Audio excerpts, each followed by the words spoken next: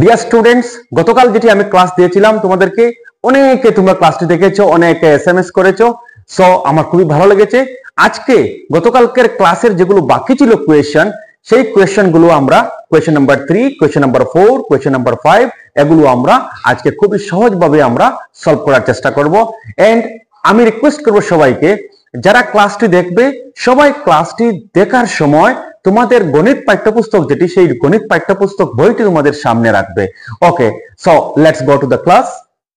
Deer students, so তোমাদের জন্য আজকের প্রথম কোয়েশ্চেনটি কোয়েশ্চেন নাম্বার 3। এখানে বাংলাতে লেখা আছে শূন্যস্থান পূর্ণ করো। নাম্বার 1, বৃত্তের কালি a equal to pi r square. যদি a বাড়ে তবে r ড্যাশ দিয়েছি, ড্যাশে কি হবে? যদি r কমে তবে a ড্যাশ। এটি আমরা কোয়েশ্চেন আমরা পেয়েছি। কোয়েশ্চেনের কনসেপ্ট বোঝার চেষ্টা করব। ইংলিশ মিডিয়ামের স্টুডেন্টস এর জন্য question number 3, fill in the blanks. Number 1, area of the triangle এখানে দিয়েছে, এটি তোমাদের বইতে ভুল দিয়েছে, এটি তোমরা কারেক্ট করবে। এরিয়া অফ দ্য সার্কেল, এখানে CIRCLE, area of the circle লিখে নিবে সবাই। সেই জন্য আমি বলছি, সবাই যখন আমার ক্লাস দেখবে বা শুনবে তখন তোমাদের সামনে বই রাখবে। এখানে এরিয়া অফ দ্য ট্রায়াঙ্গল তোমাদের বইতে লেখা আছে, এটি কেটে তোমরা লিখবে area of the circle a equal to pi r square. এখানে দিয়েছি if a increases then r is dash, if r decreases then a। এই কনসেপ্টটি বোঝানোর জন্য আমি তোমাদের সামনে কয়েকটি সার্কেল এনেছি। দেখে একটি সার্কেল, একটি সার্কেল, এই একটি সার্কেল এবং এই একটি সার্কেল, তিনটি সার্কেল খুব ভালোভাবে দেখবে। তোমরা দেখেই তোমরা বুঝতে পারবে এই সার্কেলটি হচ্ছে সবচেয়ে ছোট, এই সার্কেলটি এটি থেকে একটু বড় এবং এই সার্কেলটি হচ্ছে এই তিনটির মধ্যে সবচেয়ে বড় সার্কেল। সো আমরা জানি বৃত্তের কেন্দ্রটি হচ্ছে বৃত্তের মধ্যে, এখানে হবে কেন্দ্র, এখানে হবে কেন্দ্র এবং এখানে হবে এটির কেন্দ্র। সো তোমরা বলতেই পারবে, দেখেই বলতে পারবে এটি ছোট বৃত্ত, এটির কালি ছোট হবে, এটি একটু বড়, এটির কালি একটু বড় হবে, এটি সবচেয়ে বড়, এই তিনটির মধ্যে এটির কালি সবচেয়ে বেশি হবে। সো এই কালিটি কিভাবে বড় হচ্ছে তোমরা যদি দেখো, এখান থেকে যদি বৃত্তের কেন্দ্রে থেকে যদি আমরা রে ড্র করি, একটি যদি রে ড্র করি, এই রে যেটি আমরা ড্র করব বৃত্তের কেন্দ্র থেকে, সেটি হয়ে যাবে কি, সেই বৃত্তের কি হয়ে যাবে, রেডিয়াস হয়ে যাবে, বা আমরা এটাকে ব্যাসার্ধ বলবো। এই বৃত্তে যদি আমরা দেখি, আমরা ড্র করি, এখানে এটি হয়ে যাবে বৃত্তের ব্যাসার্ধ, এটি হয়ে যাবে বৃত্তের ব্যাসার্ধ। সিমিলারলি এই বড় বৃত্ত যেটি আছে সেটির কেন্দ্র থেকে যদি একটি আমরা রেখা যদি আমরা অঙ্কন করি, এটি হয়ে যাবে বৃত্তের ব্যাসার্ধ। এখন তোমরা বলতে পারবে এই ছোট বৃত্তটির ছোট ব্যাসার্ধ, এটির একটু বড় ব্যাসার্ধ এবং এটির একটি আরো বড় ব্যাসার্ধ।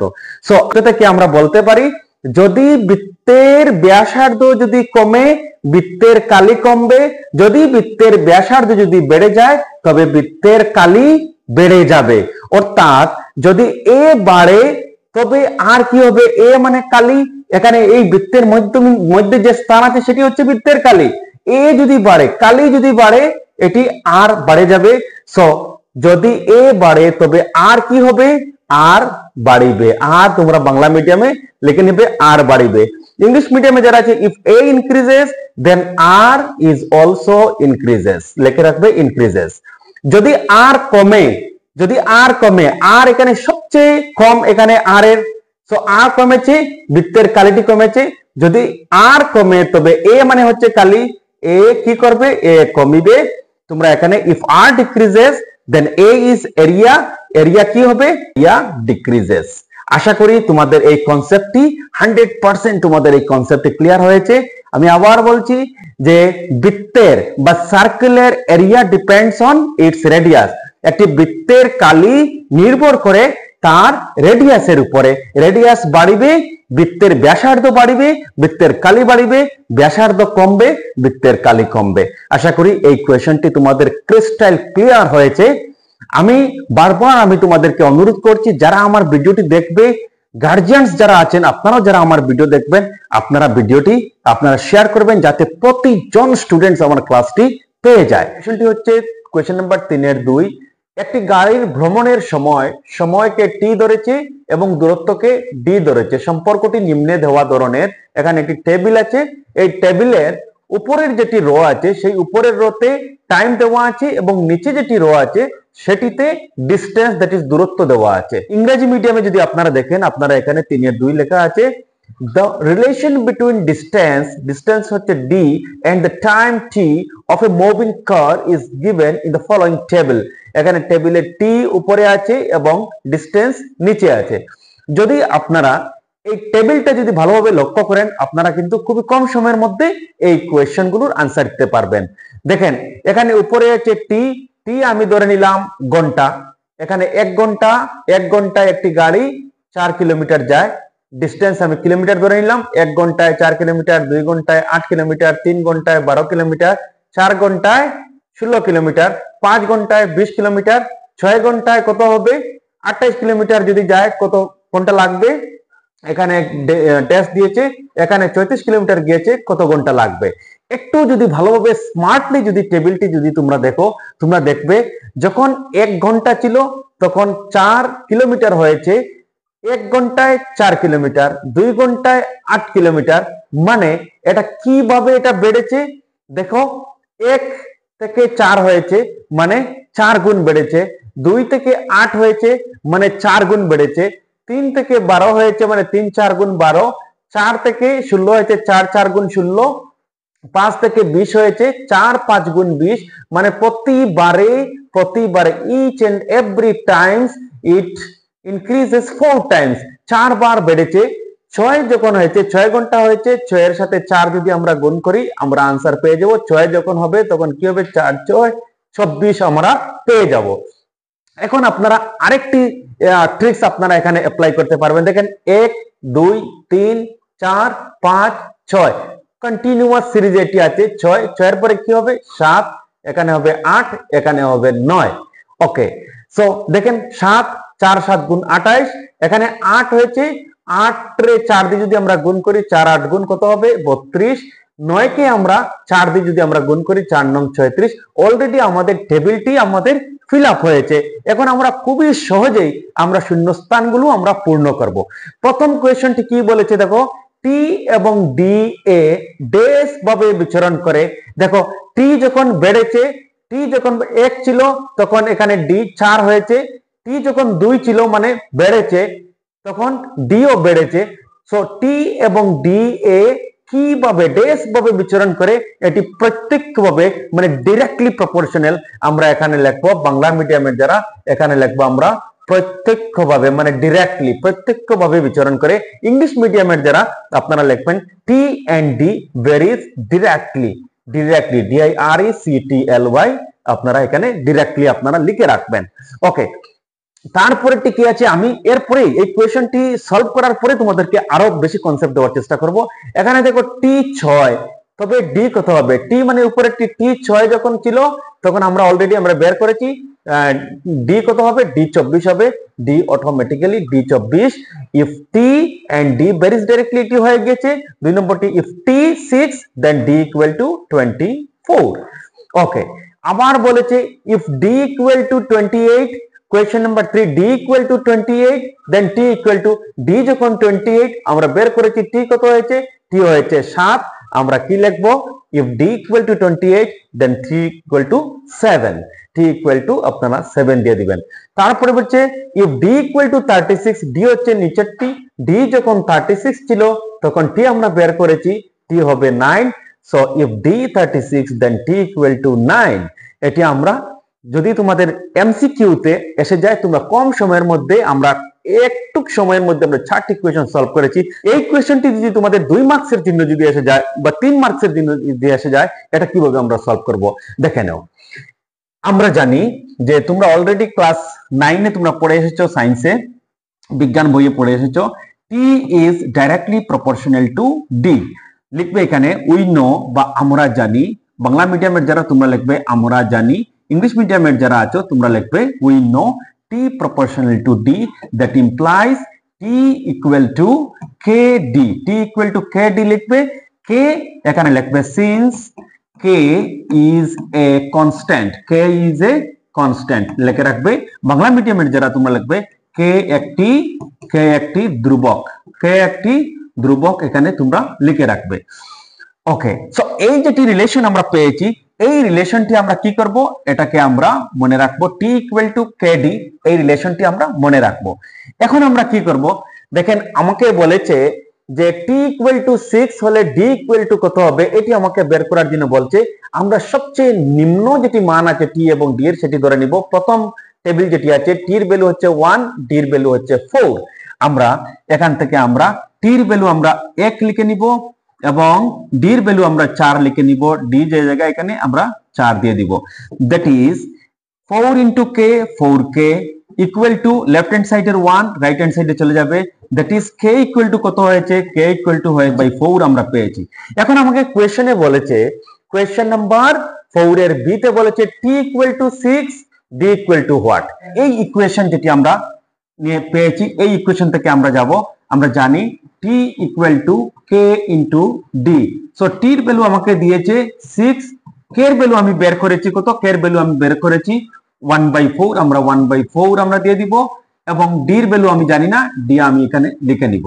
ওকে, দ্যাট ইমপ্লাইজ 6 ইকুয়াল টু, আপনারা দেখেন d উপরে আছে, d একে d নিচে আছে 4।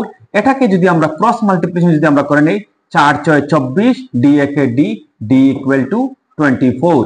সো d ইকুয়াল টু 24 আমরা প্রথমেই আমরা লিখেছি d equal to 24।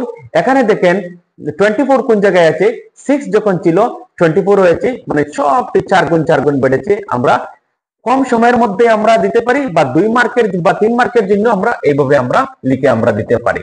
Okay, again আমাকে বলছে, আমি ইংলিশ মিডিয়ামে যদি যাই, if d equal to 28 then t equal to what. d এর ভ্যালু দিয়েছে আমাকে 28। সো আমরা এই ইকুয়েশনটাকে আমরা এখান থেকে আমরা চলে যাব, ইকুয়েশনটি যেহেতু আমাদের এখানে লেখা আছে আমাদের আর লেখার প্রয়োজন নাই। আমাকে বলেছে কি, if d equal to 28, d এর ভ্যালু দিয়েছে 28, t এর ভ্যালু আমরা বের করব। t এর ভ্যালু আমি জানি না, k ইকুয়াল টু 1/4, k এর ভ্যালু আমরা এখানে 1/4 পেয়েছি, d ইকুয়াল টু আমাকে দিয়েছে 28। সো 4 একে 4, 4 7 28, that is t equal two কত, t ইকুয়াল টু 7 থেকে 7, t ইকুয়াল টু 7। দেখো আমরা প্রথমেই আমরা বের করেছিলাম t যখন 7 হবে d হবে 28, d যখন 28 হবে t হয়ে যাবে 7। সো আপনাদের জন্য এই কোয়েশ্চনটি হচ্ছে আপনাদের জন্য অপশন ডি। অপশন ডি আপনারা সলভ করে আমাকে কমেন্টস এর মধ্যে আপনারা আমাকে দিয়ে দিবেন। অলরেডি আমরা সংক্ষেপে আমরা স্মার্ট ওয়েতে আমরা করেছি, আপনারা একটু এলাবোরেট ওয়েতে আপনারা করে আমাকে এইভাবে এই ইকুয়েশন থেকে করে আমাকে দিয়ে দিবেন। ওকে, আমরা নেক্সট কোয়েশ্চনে আমরা চলে যাই। এই কোয়েশ্চনটি দেখেন, question number 4। Question number 4 is also very very important question. যদি p প্রপোর্শনাল টু q এবং p equal to 6 then q equal to 30। এখন p ইকুয়াল টু 2, তবে q এর মান কত হবে? অপশন দিয়েছে 12, 20, 10, 15। ইংলিশ মিডিয়ামের স্টুডেন্টস এর জন্য এই কোয়েশ্চন নাম্বার 4 আপনারা দেখেন, if p proportional to q and when p equal to 6, যখন p এর ভ্যালু 6 হবে q হবে 30। now if p equal to 2 then what is the value of q? option 12, 20, 10, 15। এই কোয়েশ্চনটি আমরা স্মার্ট ওয়েতে করব, এলাবোরেট ওয়েতে করব। দেখো p proportional to q, proportional যেটি সেটি আমরা আগে বোঝার চেষ্টা করব। একটু পূর্বে আমরা করেছি প্রপোর্শনাল মানে কি, এই p যত গুণ বাড়বে q তত গুণ বাড়বে। এখানে দেখো p বেড়েছে কত, p 6 ছিল, 6 থেকে বেড়ে কত হয়েছে 30 হয়েছে। তো কত গুণ বেড়েছে আমরা জানি, 5 গুণ বেড়েছে, 5 6 30। সো p এখানে 5 গুণ বেড়েছে। এখানে p আছে 2, এটা যদি 5 গুণ যদি বেড়ে যায় 5 দুগুণে 10, সো q কত হয়ে যাবে, q 10 হয়ে যাবে। যে অপশনে 10 আছে সেই অপশনটি হবে আমার শুদ্ধ অপশন। সো এটাকে যদি আমরা এলাবোরেট ওয়েতে যদি আমরা করি, এই এলাবোরেট ওয়েতে আমরা এখানে আমরা করব p proportional to q। So p equal two আমরা কি লিখব, p ইকুয়াল টু kq। একটু পূর্বে যেভাবে আমরা করেছি সেই একই ভাবে আমরা করব। এখানে আমাকে দিয়েছে p এর ভ্যালু দিয়েছে 6, আমরা p এর ভ্যালু এখানে 6 লিখব। k এর ভ্যালু আমি জানি না, k যেভাবে আছে সেভাবে। q এখানে কি দিয়েছে, q এখানে 30 দিয়েছে, আমরা এখানে 30 আমরা লিখে নিব। দেখো 6 কে 6, 5 6 30, that is আমরা এখানে লিখতে পারি 1 equal to 5 into k, that is 5k। Okay, that implies এটাকে আমরা নিচে আমরা লিখতে পারি, কিভাবে লিখতে পারি যে 5k যদি লেফট হ্যান্ড সাইডে আনি 5k equal to হয়ে যাবে 1, that is k equal to কত হবে, k equal to হয়ে যাবে 1/5, k equal to 1/5। এখন আমাকে বলছে p equal to 2 then q equal to what? আমরা লিখব given p equal to কত, p equal to 2, আমাদের সমীকরণটি কি, ইকুয়েশনটি কি, ইকুয়েশনটি হচ্ছে p equal to kq, লিখবেন p equal to kq। So p এর ভ্যালু কত দিয়েছে, p এর ভ্যালু দিয়েছে 2, k এর ভ্যালু আমরা পেয়েছি কত, k এর ভ্যালু আমরা পেয়েছি 1/5, q এর ভ্যালু আমাকে বের করতে হবে, আমরা q এর ভ্যালু জানি না, q যেভাবে আছে সেভাবে আমরা লিখবো। এখানে 2 যেভাবে আছে 2, q উপরে আছে q একে q, নিচে আছে 5। এখন যদি আমরা ক্রস মাল্টিপ্লিকেশন করে নেই, 5 দুগুণে 10 ইকুয়াল টু q1 যা q। So q equal two কত বের হয়েছে, q ইকুয়াল টু আমাদের 10 বের হয়েছে। যদি 2 মার্কের কোয়েশ্চন থাকে আপনারা 2 মার্কের কোয়েশ্চন এভাবে এলাবোরেটলি আপনারা आंसर দিতে পারবেন। আর যদি 1 মার্কের কোয়েশ্চন আসে, এমসিকিউ তে 45 কোয়েশ্চন আসে প্রতিটি সাবজেক্টের এইচএসএলসি এক্সামে। সো স্মার্টলি আমরা এটাকে আমরা দেখব, প্রথমে কত গুণ বেড়েছে, যত গুণ বাড়বে সেটির সাথে আমরা গুণ করে দিব, আমাদের आंसर ফ্র্যাকশন অফ সেকেন্ডে আমরা आंसर পেয়ে যাব। ইলাবোরেট ওয়েতে আমরা যেটি আমাকে রিলেশন যেটি দিয়েছে সেই রিলেশন থেকে আমরা বের করে আমাদের आंसर আমরা বের করতে পারি। আমরা চলে যাব নেক্সট কোশ্চেনে। এই কোশ্চেনটি দেখেন, কোশ্চেন নাম্বার 5। এখানে কি বলেছে, শূন্যস্থানে y এর ভ্যালু কি হবে। এখানে y যেখানে ড্যাশ আছে সেখানে y এর ভ্যালু আমাকে বের করতে হবে। এখানে আপনারা দেখেন টেবিলে উপরে যেটি রো আছে সেই রোতে x এর ভ্যালু দেওয়া আছে এবং নিচে y এর ভ্যালু দেওয়া আছে। x এর ভ্যালু 1 যখন, y এর ভ্যালু তখন 32, x এর ভ্যালু যখন 2, y এর ভ্যালু হয়েছে 16, x এর ভ্যালু যখন ছিল 4, y এর ভ্যালু হয়েছে 8, x এর ভ্যালু যখন 8 ছিল, y এর ভ্যালু কত হবে সেটি আমাকে এই রিলেশন থেকে বের করতে হবে। আপনারা দেখেন 1 থেকে 32 হয়েছে, আবার 2 থেকে হয়েছে 16। এই দুইটি রিলেশন থেকে আমরা বলতে পারি যে এই দুইটি গুণ হয়ে 4 8 গুণ 32 হয়ে গিয়েছে। দেখেন এই রিলেশনে আমরা ক্লিয়ারলি আমরা বুঝতে পেরেছি যে এই দুটোটি গুণ করে 32 হতে হবে। এখন 8 আছে, 8 এর সাথে 4 যদি আমরা গুণ করে নিই 32 হয়ে যাবে। সো অপশনে যে অপশনে 4 আছে সেই অপশনটি হবে আমার শুদ্ধ অপশন। সো এইভাবে আমরা ডেইলি এফসার একাডেমি ইউটিউবে আমরা ক্লাস চালিয়ে যাব এবং আপনাদের মধ্যে যারা এফসার একাডেমি ইউটিউবের ক্লাসগুলো আপনারা দেখছেন, আপনারা আপনাদের পেয়ার্স গ্রুপ বা বন্ধুবর্গের সাথে আপনারা শেয়ার করবেন, যাতে সবাই যেন আমার ক্লাসগুলো পেয়ে যায় এবং সবাই যেন ভালো নম্বর নিয়ে উত্তীর্ণ হয়। সো সবাই সুস্থ থাকুন, ভালো থাকুন, ধন্যবাদ সবাই।